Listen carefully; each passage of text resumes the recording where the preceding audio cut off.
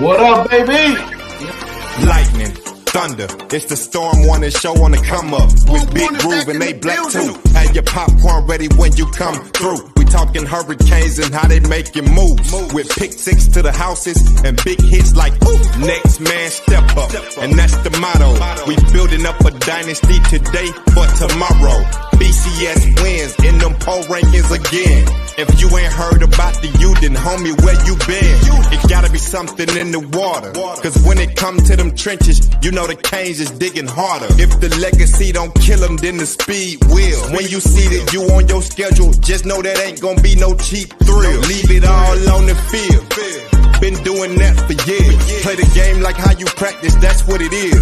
Canes causing havoc on the field. Hit the op so hard that they gon' have to go back and game plan and run drill. The game on the line on fourth, we gon' go. And keep on coming up like the Storm Warning show. Yeah. Oh! What's up, baby? It's your boy Big Groov, man. I got a special guest today, man. A good friend of mine, man. You know, Coach. I gotta put Coach in the front of it. You know what I'm saying? Coach Marcus Rogers. You know what I'm saying? A lot of y'all may know that his son was DB at the University of Miami, Kamari Rogers. You know what I'm saying? Welcome, dog. Welcome to If It Ain't Real, It Ain't Groov, man. How you been? How you doing? How your day going? Man, I'm good, brother. I'm good, man. I appreciate you. I appreciate your platform and everything going good, man. I can't complain. That's good, dog. That's good, man. You ran me a couple of months back, man. You ruffled some fellas and stuff like that, man. You know what I'm saying? But I know that's not you. And it was a lot of stuff, you know what I'm saying, to kind of get you to where you was at, man. And, you know, I just want people to understand that you're a really cool dude, man. Down to earth guy, dog. Like, first of all, I want to ask, how's the younger doing at Mississippi State, man? How's he enjoying it? You know what I'm saying? How is it going for him? I just got off the phone with him when I was on the way home from work. He great, man. He doing good. He in a good head space. That's more important than anything. His mentality. That people underestimate the mental health of our athletes. They supposed to be superhuman, but at the end of the day, they're human beings. And man, no stress, no anxiety anymore, no depression. Kid done gained 12 and a half pounds in the last 3 weeks. He's at his target weight and he's moving good. He looks great, man. I'm excited about his maturation.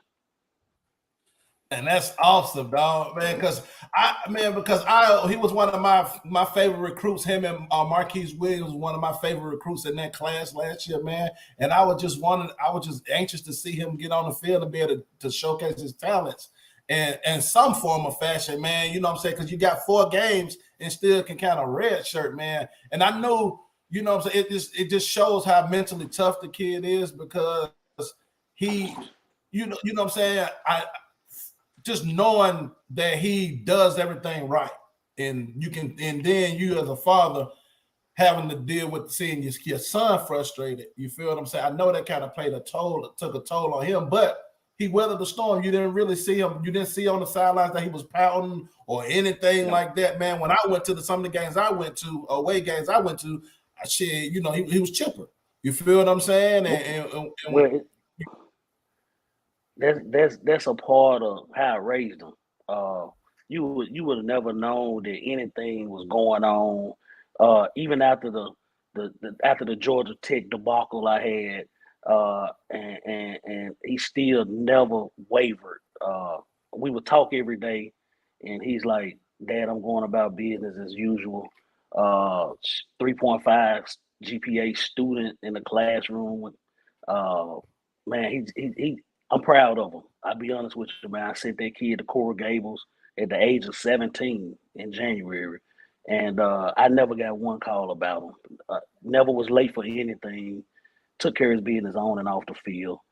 And once he got healthy, it became a deal where what we were seeing on Saturday, it just felt like we should be seeing 2-1, And So just a lot of miscommunication. A lot of miscommunication.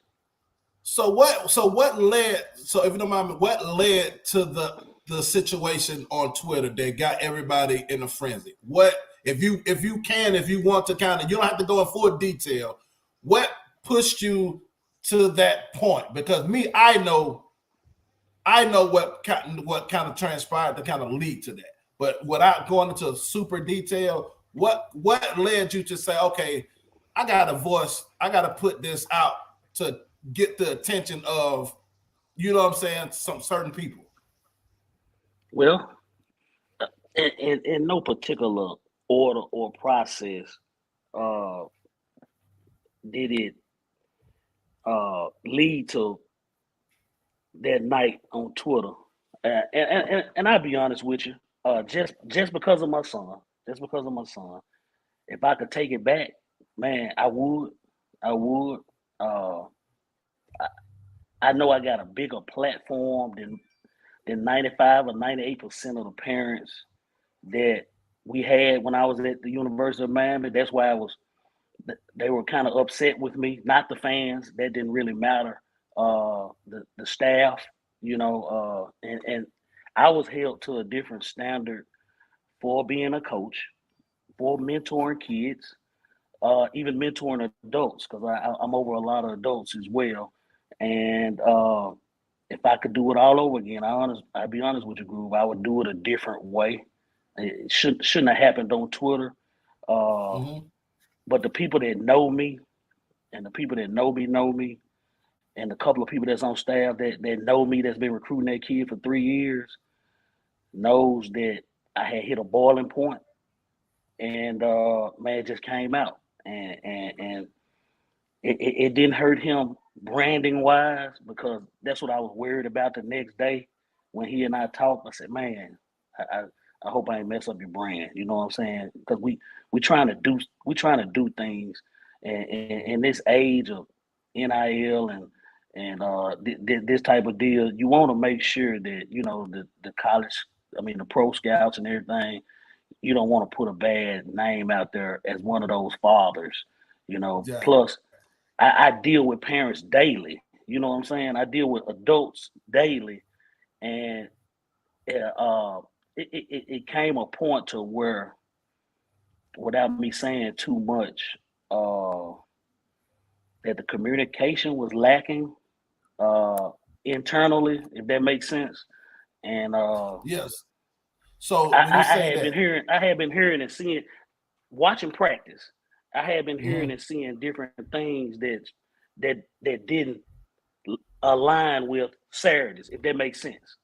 You know Yes, what it I'm saying? does. So at the end of the day, uh, kid was told, I'm not gonna allow him at that age. If I can still control it, and I put that on Twitter today, control the controllables. Things that I can control, as far as you manipulating him mentally, that's not gonna happen. That's But not this is gonna the thing, happen. and sorry to cut you off, and that's what I felt like a lot of fans that came at you didn't understand the mental manipulation that that happens in football. You know what I'm saying? At that level. You feel what I'm saying? Because that's what happens to a lot of kids. I seen it firsthand. I experienced it. I dealt with that with my younger brother. I was having to go, because I was pretty much like his guardian, having to go talk to coaches when you're saying one thing, oh, he's doing great. Oh man, we love him. He's doing this and then the third. But then when you this high school on Friday, we looking like, okay, well, coach, what's going on? Like, why is he not playing? Why is he not playing? You feel what I'm saying? And it's not like the product in front was showing any reason that he shouldn't be, be playing, you know what I'm saying, in any situation. And that's what becomes frustrating to a player, when you see that you're not getting the production on the field, and you were like, okay, well, coach, you see, I've been killing these people at practice. I know what I'm doing. I showed you that I know what I'm doing. Give me a chance. I got 4 games to steal redshirt. If you think I'm too small, what the case may be, I got 4 games to display that I can handle the load. You feel me? I'm not asking you to let me start, but at least give me 10 or 12 reps. You know what I'm saying? And not on Groov, special teams. Groov, and to that point, I mean, every coach in the nation knows you get 4 games to play around with, get some live reps, live ammo. But if you're not ready, then you shouldn't be out there, which makes sense. Exactly. Okay, if you're not ready, he's coming off a knee injury. Okay, he come out of knee injury, got cleared in July. Got cleared in Mm-hmm. July. Okay, so he gets cleared, and he first week of practice, scout team player of the week. That means he's doing something great first week, you know. And then just weekly, he got better every week. And I understand if they want to use the year as a development, no problem. Up to that point, Groove, nobody seen me complain. Every week, I was excited about coming to see my son do the cane walk and watch his ass in pregame. I was happy. You couldn't tell me shit. You couldn't tell me shit. You know what I'm saying? The cane walk made my freaking day to shake his hand and hug him amongst Yep. all those wonderful fans. It was great. You know what I'm saying? Sitting in the bleachers, I flew. I went to 10 games. I went to 10 games. All right. So I fly down there to see him in the cane walk and in pregame. I guarantee you, I wasn't upset not one bit until the year went on, and I'm getting this constant communication. Kids looking great. Kids locked down. Watching practice film. I'm like, man, this boy. Ooh, I this him. seen some of that This practice him. stuff. I seen some This, of it. He this, was balling. Like, this, you know what I'm saying? yeah, this him. This him. He going against starters. This him. These the guy we count on to make plays on Saturday. This him. You know, so I'm like, okay, cool. We gonna still keep letting them develop. We cool. So it come a point now in that Georgia Tech deal, Groove, everybody on that team got in the game except Yep. I one was at kid. that game. I was at that game, bro. So I felt a certain type of way. I'm gonna be honest. And you As a should, human as you being, should. I'm human. He's a coach. He shouldn't be. I'm human. All right. So At the I end of the got day, that's human your like son. responses. I got human like reactions. And Yep. I had a gut feeling, Groove. I've been coaching 21. It'll be 22 years in the fall. A coach raised me. He coached 30 years. Shout outs to Dog, that. come on, dog. Come on now. And I've you been can doing tell this in his play that he's been 22 years groomed in the by fall. a lineage of coaches. You can tell in his play and his demeanor. You feel that the Kid kid is has high. been developed by coaches. You feel what I'm saying? Kid has high IQ. He's smart as a whip, and he does everything you ask him. All he does is say yes sir, no sir, yes ma'am, no ma'am. That's what hurts me more than anything. I did not want him to leave Miami, but at the end of the day, I got to do what's best for the kid. I got to do what's best for him, man. And as long as I can control it, I'm gonna control it. And at the end of the day, man, it just I just want him in a good headspace. It's the headspace, man. And I see too many kids every day, and I deal with kids every day that mentally, man, it you see it in Antonio Brown, you see it in all these other guys. I mean, it's everywhere, man.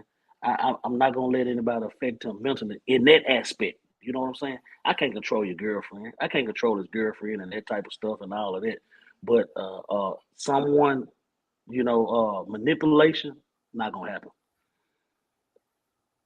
So since he's left, have you had any communication with any other guys that you still had good relationships with, or his position coach? Have they tried to reach out or anything of that of sorts or anything like that, or do you still have a good relationship with certain guys on that staff? Like, or because I know it was kind of Lonzo Highsmith, out man. the blue. Yeah. Lonzo Highsmith, dog. Lonzo Highsmith, man. He a great one. He a great one, man. Ed Shout out Reed, to Alonzo. man. Ed Reed, dog. Them two guys, and I ain't gotta talk about DVD. That's little bro. That's little bro, man. DVD. Everybody love They're gonna be, DVD. man. That's little bro forever, man. That's little bro forever. Talked on his birthday. We text the other day. We talk about every 2 or 3 days, man. He still checks on Kamari, man. He's genuine. And That dude's genuine, man. That dude So never what? lied to me, man. So being recruited, because he was on staff when he was being recruited with the Diaz staff, right? So what makes DVD so good at recruiting? What makes him so good? Because you hear his name all the time, bro. Relationships. He got a coaching style and a demeanor about himself, man. That's infectious, dog. The dude is good, man. I mean, he I don't think Mario knows what he got on his staff. That guy, man, is awesome. I just be honest with you, man. They started. Mike Runt was the corners coach, who offered Kamari going to his 10th grade year. Mike Runt was the corners coach. I knew Coach Diaz. I've been knowing Manny for about 10, 12 years when he was at Mississippi State. Shout out to Diaz, my guy, Manny. So DVD got the corners job. And man, from there, him and Kamari hit it off, man. I mean, they talked all the time. Man, he had his surgery. Dude found a way. You know what I'm saying? I don't want to say too much about that, but he found a way. You know what I'm saying? And he just, man, that was the hardest part. That was the hardest part. Telling Coach DVD that we was about to leave.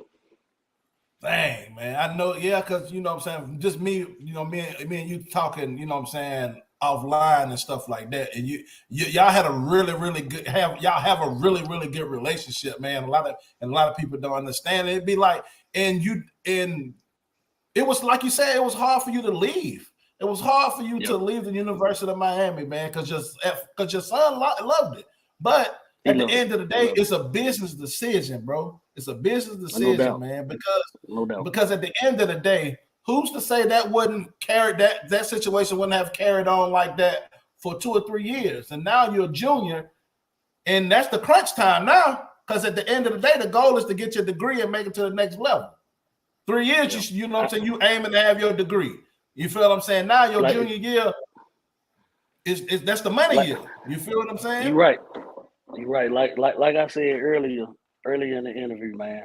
If I could do it all over again, I would change that. I'll be honest with you, man.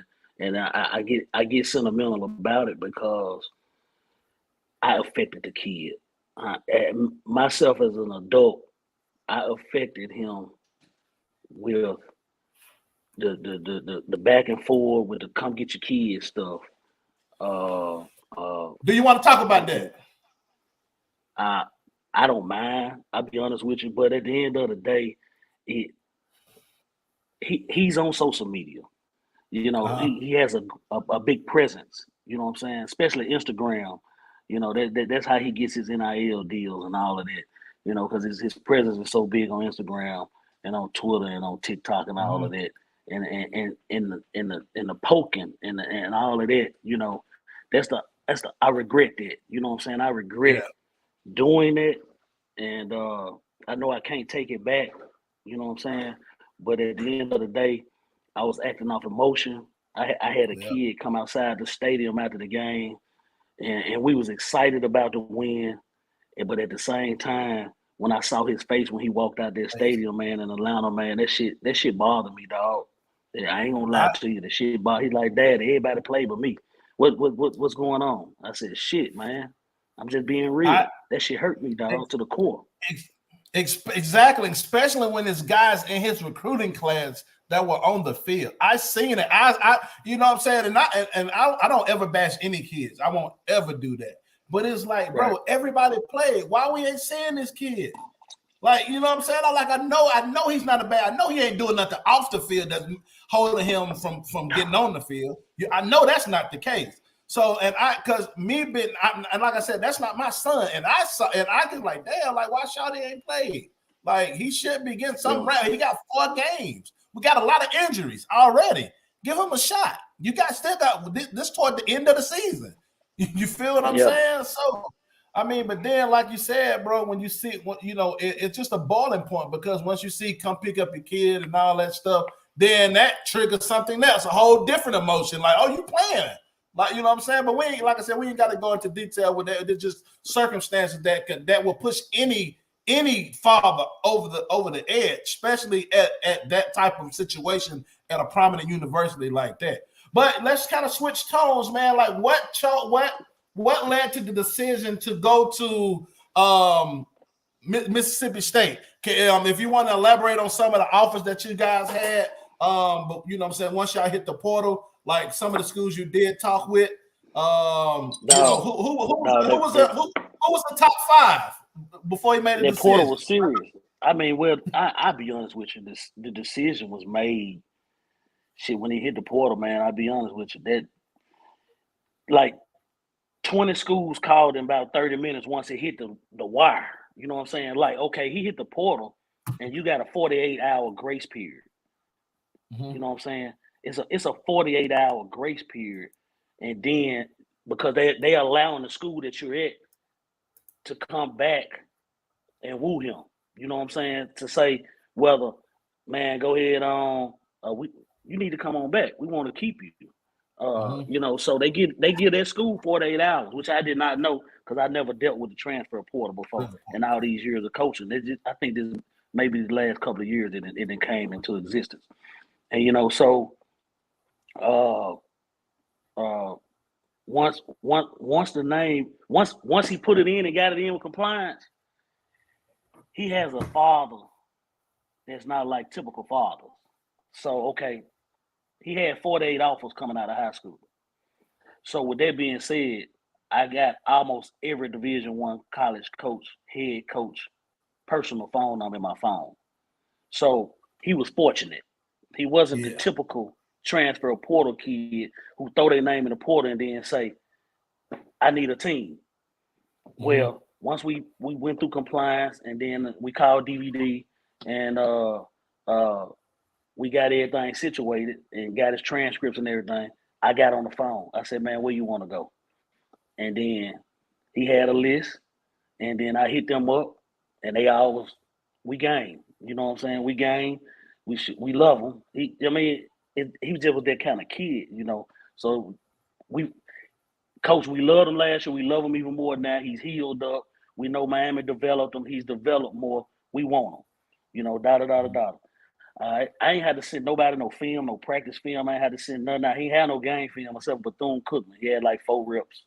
And then they was like, Coach, that don't matter. We want him. I mean, who gonna turn down a coach's kid that's doing everything the right way? You know what I'm saying? And still got 4 years to play. And still got 4 years. We never burnt a bridge, and relationships matter. Relationships matter.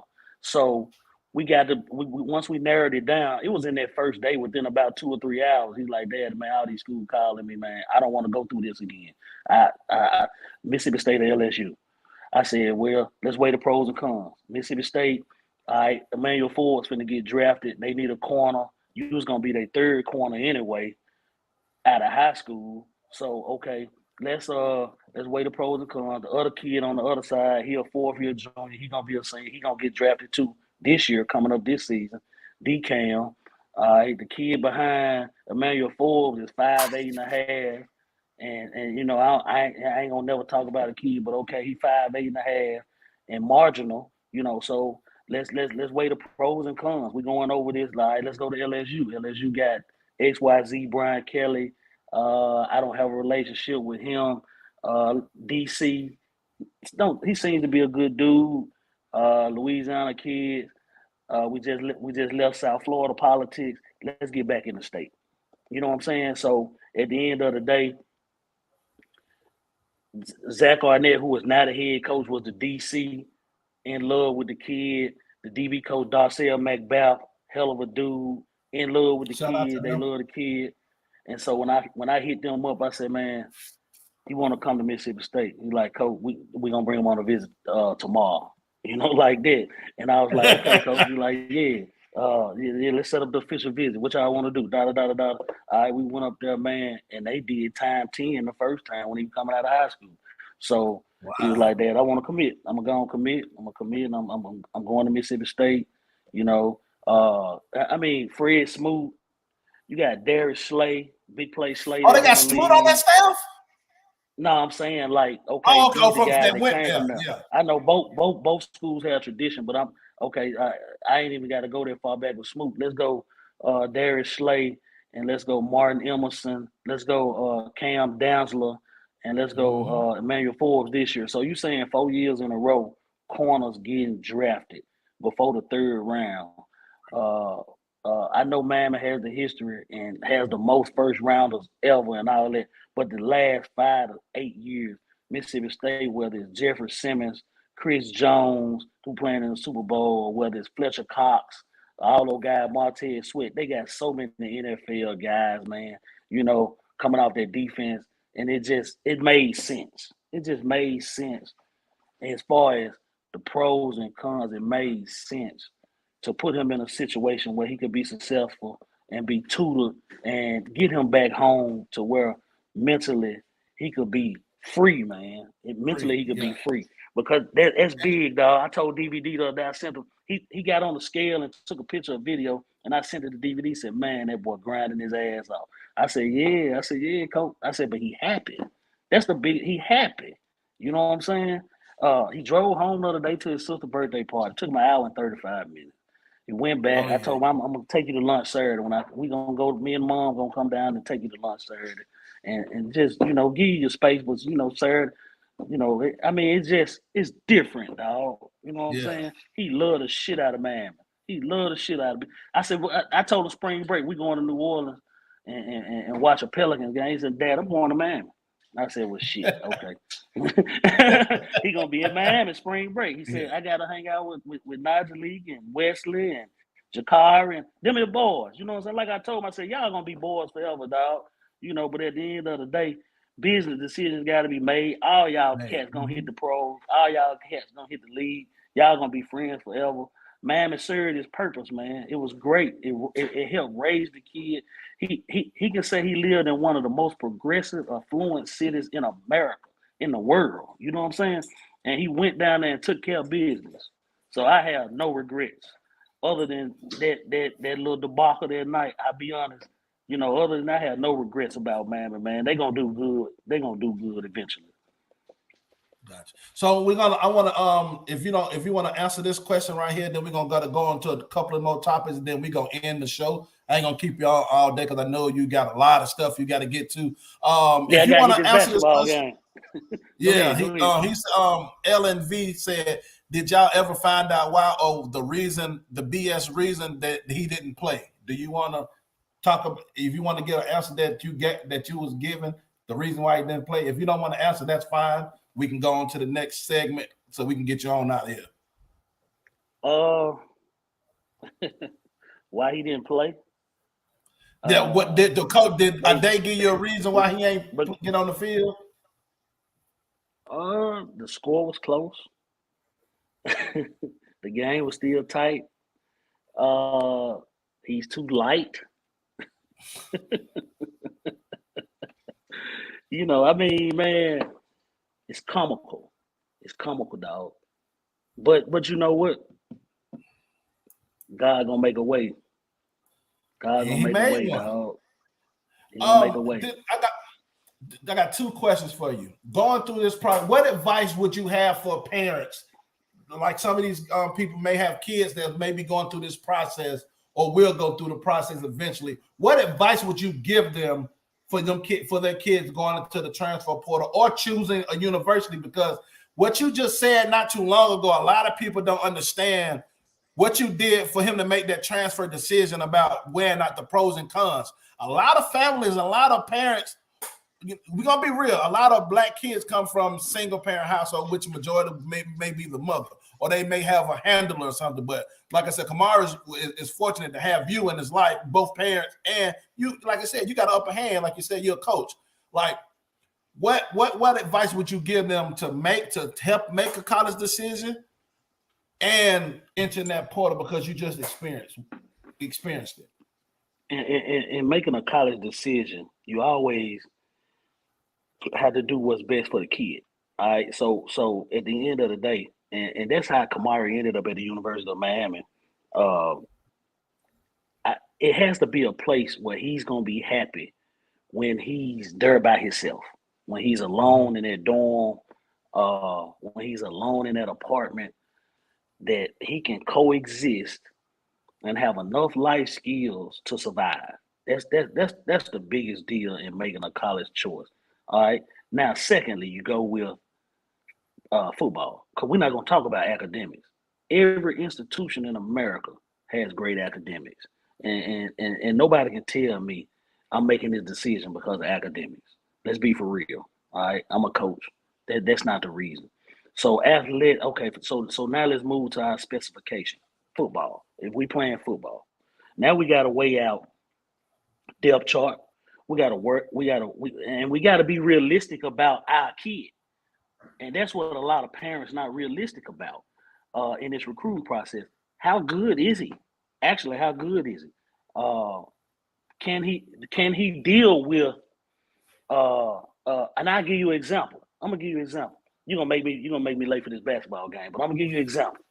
My bad. Like I said, we can wrap it up. No, here you good. just You good. No, you good. You good. You good. Now, just make an example. All right. So, Kamani commits. Kamani commits, and somebody else committed. I don't know. I still don't know who this kid is, but everybody know who Kamani was. Kamani commits. Kamari texts me and said, "Oh, Daddy, we got the number 2 corner in the country, number 1 corner in the country." I said, "Oh man, that's some good shit." You know what I'm saying? I said 2 years in a row. They got the number 1 corner in the country. He said, "You damn right, Dad." I said, "Yeah." I said, "How you feel about that?" He said, "Dad, when I signed here, I knew they was gonna go get the best players every year." He said, "I ain't worried about that. I'm ready." This was after the Georgia Tech incident. He like, "Man, I'm ready." Like that. And just other stuff started happening, that we didn't already talked about. yeah. But I'm not gonna bring that up. But Yeah, we ain't got to talk about that. We ain't got to talk about that. yeah, but at the end of the day, he was like, and that's being realistic with yourself. He said, "Dad, I didn't make that decision to come here knowing that they weren't going. I know every year a program like this, a national program, is going to recruit the best players they can recruit every year. I'm ready. It don't matter." You know what I'm saying? So when he told me that day, I was like, "Damn, he gets it." I raised him to this like this, and I just wanted to see his response, and it was perfect. And he was like, "Well, it is what it is," like that. So that part of it, man, you just got to be realistic with the abilities of the kid that you have, and also look at the universities, and you can't base it off a coach. I'm gonna be honest with you, because T-Rob sat at my living room table. Him and DVD sat at my living room table a couple of times. All right, and he told me he wasn't going nowhere. You see what I'm saying? So soon we get there, 2 days later, T-Rob gone. He was our Mississippi Connect. He was our, DVD was our guy, but I know T-Rob too. And he left and went to Bama. You know what I'm saying? So, you can't control that. So that bring in a new guy, and he got different plans. You know what I'm saying? So it is what it is. All right, get to the portal. You said something about the portal. Yeah. I've been giving advice to kids I've been giving advice to parents and kids here lately, but I hadn't did it over social media because next thing you know, here go a fan. Your kid went in the portal, but I can control the portal. You can't. You know what I'm saying? You can't. And to be honest with you, I can still talk to coaches when it's dead because I got kids. I still got kids. I got probably top 5 D tackle in the country right now. So coaches gonna call me. So a typical parent can't do that. So at the end of the day, you don't just. And Prime told them, and that was the realest shit he ever said in that when he was on that show. He said, "Don't jump in the portal. You cannot just jump in the portal unless you know something." And they call it tampering. But let's be for real. Some of these big time kids, when they jump in the portal, they done been told something. They done been told something. You know what I'm saying? They gonna have to get a hold on it. If not, it's gonna be the wild, wild west. But the marginal kids, they jump in the portal and get stuck. You know what I'm saying? It's kids that stuck. They ain't gonna come out. They looking at the height. You can't look at the height. People jumping, man, I'm in the portal. My recruitment 100% open. and your recruitment is Yeah. dead. You see what I'm saying? Unless you done heard from somebody. And that's just being real, dog. Yep. Like we just got two more things, man. We're gonna get out of here, man. You know, it just came out. You like you athletic director at Holmes County. You know, well, what's that? That's your county, right? Like Holmes County. Holmes County. We just can't. It just was put out that they're going away with the ACT testing and things for athletes to get into college. How is that gonna affect and help? Do you think it's gonna harm or help these high schoolers now getting to the next level? Because me personally, I know guys that was some killers, but had a 1.2 GPA. Yeah. You feel what I'm saying? So do you think this will broaden the what I'm looking for, the word I'm looking for, the talent pool? Yeah. Do you think it will broaden the talent pool in college football? Dog, Penny Hardaway, that's my dog. Penny, my dog, from the crib from Memphis. And me and Penny still talk. Penny, good people, man. Penny Prop 48. Penny, he couldn't pass the ACT. He couldn't pass that ACT, and they set him out. But a guy like Penny, he ain't had to go JUCO. He had to pay his first year. That's what they say. He had to pay his first year of school and get eligible. So, okay, you got those kids now that's marginal academically, but some kids just don't take the standardized test. They're good. I mean, I was one of them. I didn't prop it. I made an 18, but it didn't align with my GPA. I graduated with a 3.8 GPA, and I took the ACT 6 times. No, I took it 6 times. Hey, that's funny. I took it 4 times. I took it like 4 or 5 times. I made a 22. But they add your score. They add them up. Yeah, that's how I got the 18. I never actually made the 18, but okay, you made a 17 on the math this time, and then you made a 20 on the reading that time. And see, like that damn boy I got in Starville, he go out there and make a 25, and he makes straight A his whole high school career. He's just smart as a whip, So. And I told him, Dad, I beat you on ACT. That's the only thing you can beat me in and running.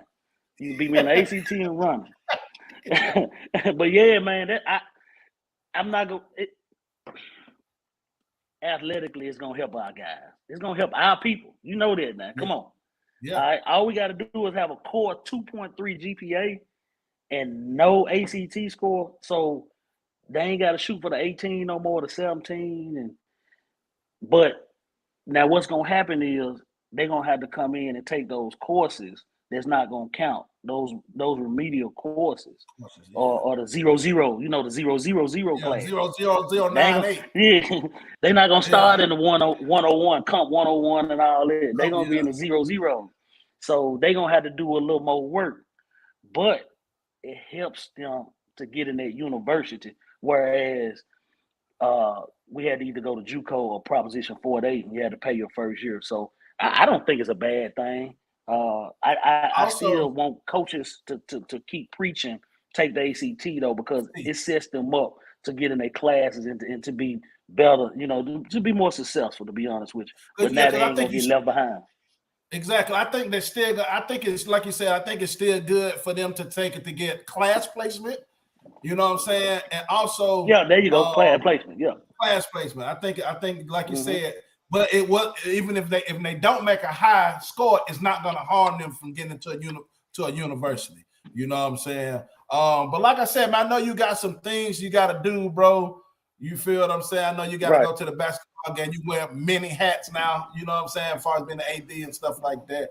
You know what I'm saying? Do you got any gyms you want to leave us with, man? Win the spring game for junior. You already know. I said I'm coming to the spring game. I need to know when the spring game is. You ain't coming. You crazy? And we going down to Biloxi. Hey, look. Now we ain't going to Biloxi. Look, April. I think it's April 15th. Whatever weekend that is, that Saturday. Look, I'm gonna tell you, man. Man, I work that week, man. Oh, you work that weekend? Damn. Yep, that's super. They call it Super Bulldog weekend. They happen Gotcha. to play Ole I'm Miss for definitely coming baseball. to you. And you know, these guys get 20,000, 30,000 people at the baseball game. Yep. So don't forget, they got a top of the line baseball school. Don't forget now. I'm coming to some games next year now. So when I hit you, say, "Hey, Raj, I need you to put me down for this game. I want to say I'm coming to that Bama game, the LSU game." I was just finna say, I know you coming to that Bama game. I knew you gonna say you coming to that Bama game. That's yeah, man. One of the other pros, you know, just into that SEC, man. You know, every week is gonna be something. It's gonna be something. Yeah. He's gonna be ready to rock and roll, though, dog. Man, but like I said, man, I'm gonna let you get ready to get out of here, man. But major props to you, man. Major props to Kamari, man. Tell him I said, man, I'm rooting for him, man. He got a fan. You know what I'm saying? I'm rooting for him. You know what I'm saying? So, you know, it's a lot of people that's in the Canes fan base that still is rooting for him that has no ill will. Man, they hit me all the time, man. You know what I'm saying, man? There are some good dudes. Yeah, continue to guide him the way you guide him, man, because a lot of guys are not fortunate to have a father like you. You know what I'm saying? And on the other guy know close like that with their kid, far as strength and right way, that got young men that's about to make the college is my boy A Black. You feel what I'm saying? And he's leading them two boys the good way, the right way to make these decisions, man. But like I said, man, major props to you and your son. And man, I look forward to, you know what I'm saying, chillaxing with y'all at some games, man. But get ready, go ahead and do your thing, bro. I appreciate you for, you know, jumping on and telling your side of the story and how you felt there. You know what I'm saying, trying to kind of clear the air. So if some people did have some ill will towards you, they can kind of brush that on the road. I know you don't give a damn, but still, you feel what I'm saying? And that kind of, you know,